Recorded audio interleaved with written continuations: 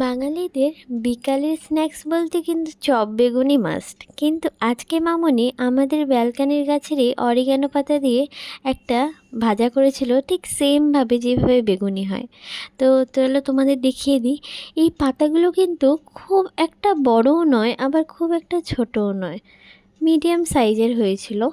তো একটা বাটির মধ্যে পরিমাণ মতো কিন্তু বেসন নিয়ে নিয়েছিল, যেহেতু সবগুলো ভাজবে তাই এতটা মতো বেসন নিয়ে নিয়েছিল। তার মধ্যে কালো জিরে, হলুদ গুঁড়ো, জিরে গুঁড়ো, ধনে গুঁড়ো আর পরিমাণ মতো নুন দিয়ে দিয়েছিল।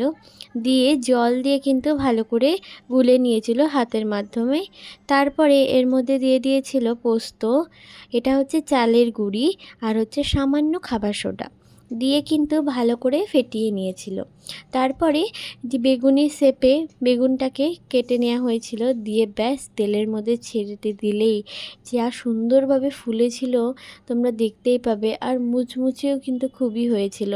যত ভালোভাবে বেসনটা কিন্তু ফাটাতে পারবে তত কিন্তু এটা ফুলবে আর মুচমুচে হবে। তোমরা অবশ্য দেখতেই পাচ্ছ কি সুন্দর লাল লাল একদম ফুলে উঠেছে আমাদের বেগুনিগুলো।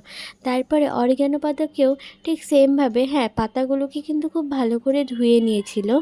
তারপরে কিন্তু ঠিক সেমভাবে কিন্তু এইভাবে করে নিয়েছিল। দেখো এই পাতাগুলোর ভাজাগুলো দেখতে কিন্তু খুবই সুন্দর লাগছে। আমার তো খুবই ভালো লেগেছিল টেস্টে। তোমরা কিন্তু বাড়িতে ট্রাই করে দেখতে পারো, খারাপ কিন্তু লাগবে না। আর কি সুন্দরভাবে ফুলেছিল আর মুচমুচেও হয়েছিল, একদম ক্রিস্পি। তো তোমরা যদি স্ন্যাক্সে ট্রাই করতে চাও তাহলে কিন্তু এইভাবে করতে পারো।